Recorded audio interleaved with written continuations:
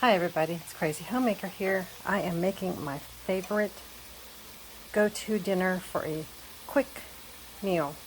This is about a half a pound of kielbasa, and I'm slightly frying it up on both sides in a little bit of butter.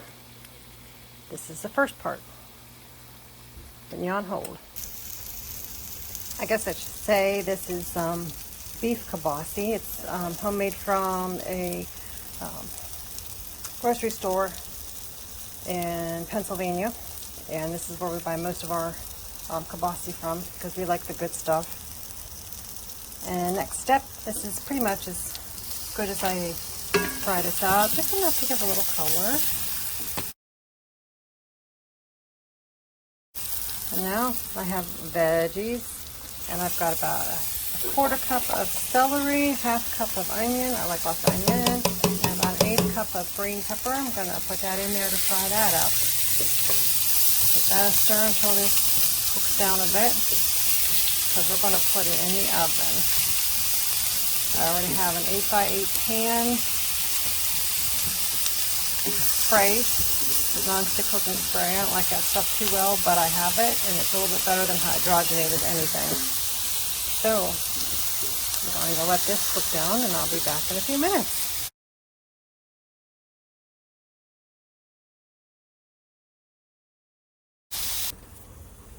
Okay, it's pretty much done here. The veggies are pretty well melted down a little bit. There comes the next part. Next part is we're going to do a can of cream of celery soup, just straight out of the can, right into there. I'll bring you back after I do that. Okay, cream of celery soup in. Just give that a stir until it gets all mixed together. One of my favorite meats to use is hot dogs in here. You don't even have to put anything. I make it without any meat sometimes. If I don't feel like putting any in there, if I don't have, extra pieces or whatever. Okay, now that's pretty much that.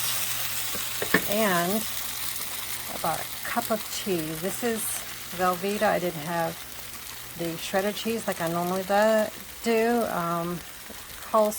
The recipe, which I don't usually follow, calls for cheddar, and it makes, I'm making a half a batch right now. You can easily double this and make a 13 by 9 by 2 pan. But this, the cheddar cheese or mozzarella usually melts really, really fast. So this is going to take about 2 minutes, whereas the other shredded cheese will take about 30 seconds to melt. I'll put you on hold until I get that done. Okay, we're back. I threw a little bit of my homegrown parsley in here, and on my 8x8 pan I put a nice healthy layer of tater tots. It's probably 2 tater tots thick for right now, and I'm gonna pour all of this onto that. Okay, now all of the goo that I had in the pan is on top of the tater tots. I'm going to put that in a 400-degree oven. I meant to tell you that the tater tots are frozen before I put this hot stuff on top of it. That way they don't melt down too bad. So I'm putting it in a 400-degree oven. I think the recipe calls for a 350, but we're hungry and I want to get this hot. It's already half hot. All I need to do is get those tater tots heated up in there.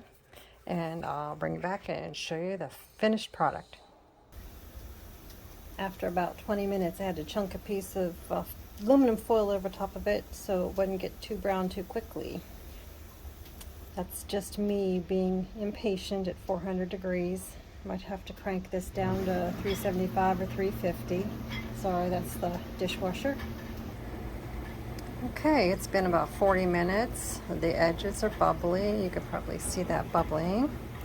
The middle is done. I stuck a knife in there to find out if it's done. And we're ready to eat. So if you decide to try this, either in the small size or double the recipe for the large 13 by 9 by 2, let me know.